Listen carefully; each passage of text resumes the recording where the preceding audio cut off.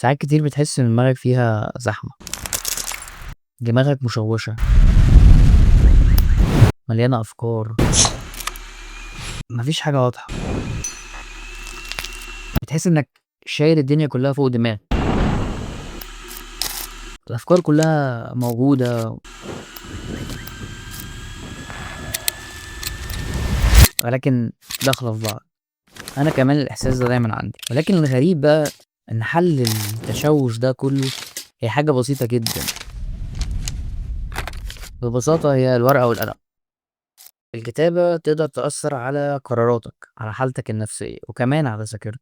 في أبحاث كتير أوي الفترة اللي فاتت اتعملت على إن قد إيه الكتابة ممكن تأثر على حالتنا النفسية وعلى الذاكرة بتاعتنا. لقوا إن الناس اللي بتكتب بشكل مستمر بيعرفوا ياخدوا قرارات أحسن من الناس اللي ما بتكتبش، وكمان بشكل أو بآخر بتأثر على حالتهم النفسية بشكل كبير. علميا لما بنبقى تحت ضغط أو توتر في جزء معين في دماغنا هو اللي بيبقى متحكم ساعتها، هو اللي بيبقى النشاط العصبي فيه أكبر، هو اللي بيبتدي فعلا يطلع القرار.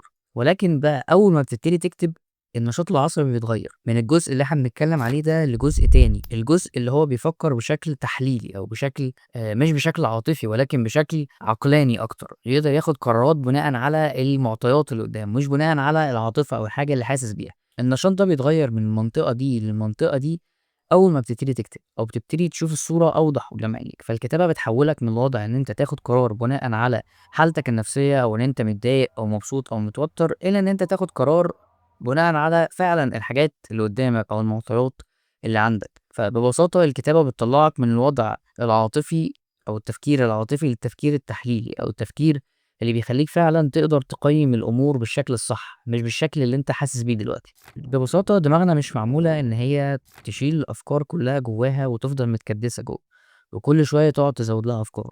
لأ، دماغنا معمولة ليها حد معين وليها قدرة معينة على إن هي تشيل أفكار معينة لفترة أو لوقت معين. لما بنبتدي نكتب الكتابة بتعمل حاجة اسمها تفريغ الحمل الذهني، يعني إن أنت بتطلع الأفكار اللي في دماغك دي كلها بتطلعها حرفيا على الحاجة اللي قدامك اللي أنت بتكتب فيها، على الورقة اللي قدامك دي.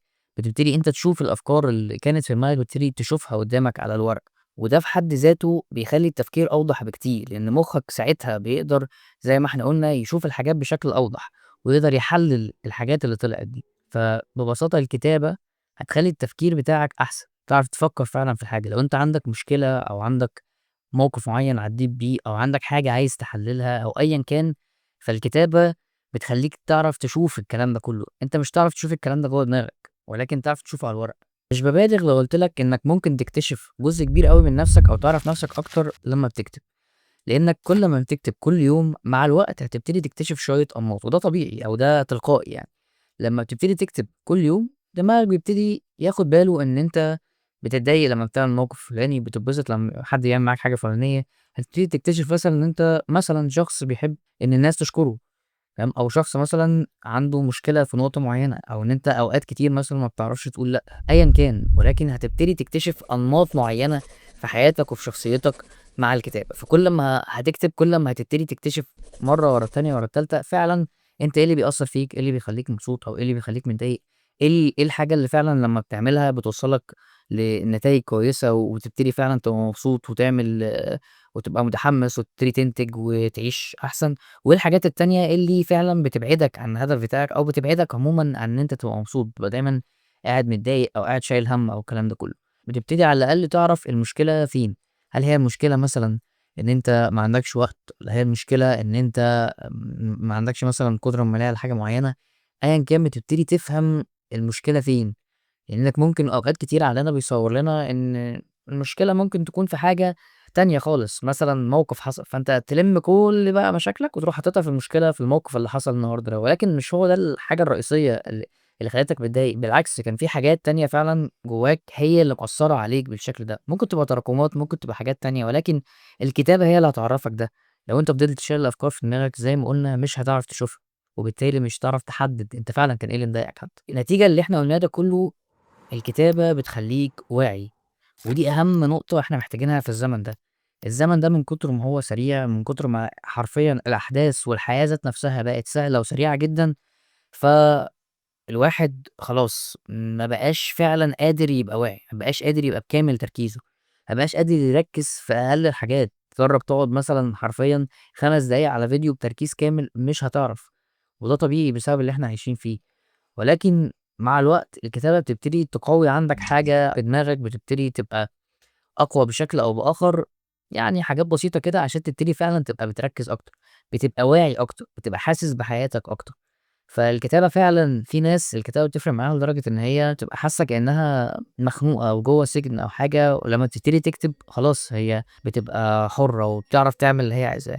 فببساطة الكتابة بتخلّيك واعي، قادر تاخد قرار في النهاية مبني على معطيات ومبني على حاجات فعلًا موجودة على أرض الواقع، مش حاجات مجرد أفكار أو حاجات في دماغك ممكن تكون مش حقيقية. نقطة مهمة قبل ما أقول لك إزاي تبدأ في الكتابة وتخلّيها عادة كل يوم، ما تخافش إنك تكتب.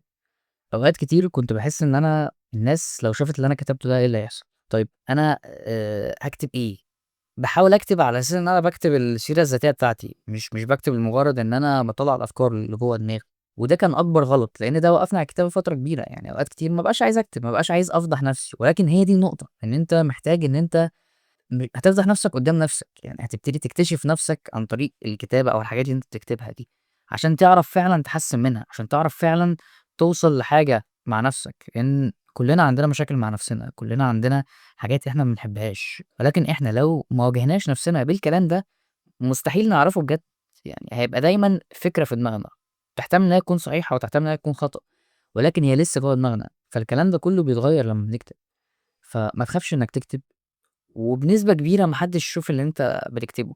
ولو عايز يعني أمان أكتر، اكتب على تليفونك، وممكن في الnotes دلوقتي أغلبها بقى فيه إن أنت تعمل lock لnotes معيّنة مثلًا في تليفونك، أو في file folder معيّن lock ممكن تكتب فيه الحاجات اللي أنت حاسس إن هي ممكن تبقى خاصة أوي بالنسبة لك.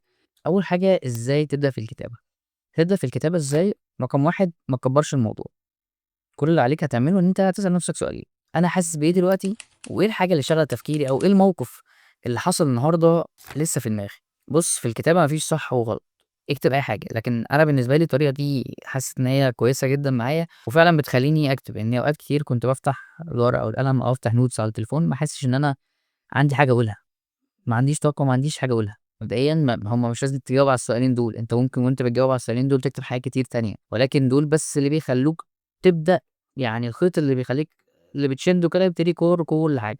تاني حاجة هو إن أنت تستخدم حاجة مريحة بالنسبة لك، يعني لو الورقة والقلم بالنسبة لك كويسين ابدأ بيهم، لو أنت شايف إن أنت بتستمتع بيهم أوكي. ولكن بالنسبة لي مثلًا أنا أوقات كتير كنت باكتب قبل ما أنام على طول، فبابقى أنا خلاص على السرير ومش جنبي مثلًا أي مكان، أي كومودينو أو أي مكتب أو حاجة، فمش عارف أحط الورقة والقلم، ومش عارف أحطهم على السرير برضه، يعني مش عارف ليه، بس يعني ما علينا يعني. فكنت باستخدم التليفون، وبالنسبة لي ما عنديش مشكلة معاه يعني، الموضوع بالنسبة لي كان كويس جدًا، ويعني جايب نتيجة.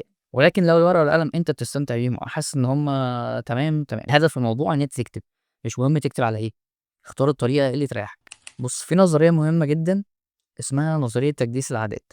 هو إن أنت ببساطة في حاجة أنت بتعملها كل يوم دي كده عادة، زي إن أنت مثلًا بتنام في وقت معين، أو إن أنت بتصحى، أو إن أنت مثلًا متعود إن أنت كل يوم تاخد القهوة في وقت معين، أيًا كان العادة دي. فتجديس العادات بتقول لك إن أنت حُط العادة اللي أنت عايز تضيفها قبل العادة دي أو بعدها. يعني مثلًا لو أنت بتقرا كل يوم وِرد مثلًا بالليل صفحة، فهتقول إن أنت هتكتب قبل ما تقرا الوِرد ده، فكل يوم أنت كده بتقرا الوِرد، فقبل ما تقرا الوِرد 3 دقايق هتكتب فيهم.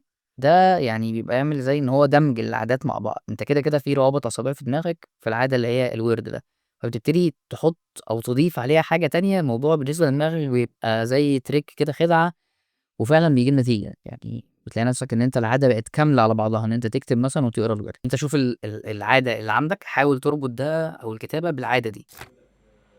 في النهاية عايز أقول لك إن الكتابة فعلًا هتخلّيك أهدى وأوضح وقراراتك أحسن. يعني كل اللي باقوله لك إن أنت تجرّب، مش هتخسر حاجة. جرّب أسبوع الكتابة وأنا متأكد إن هي هتفرق معاك.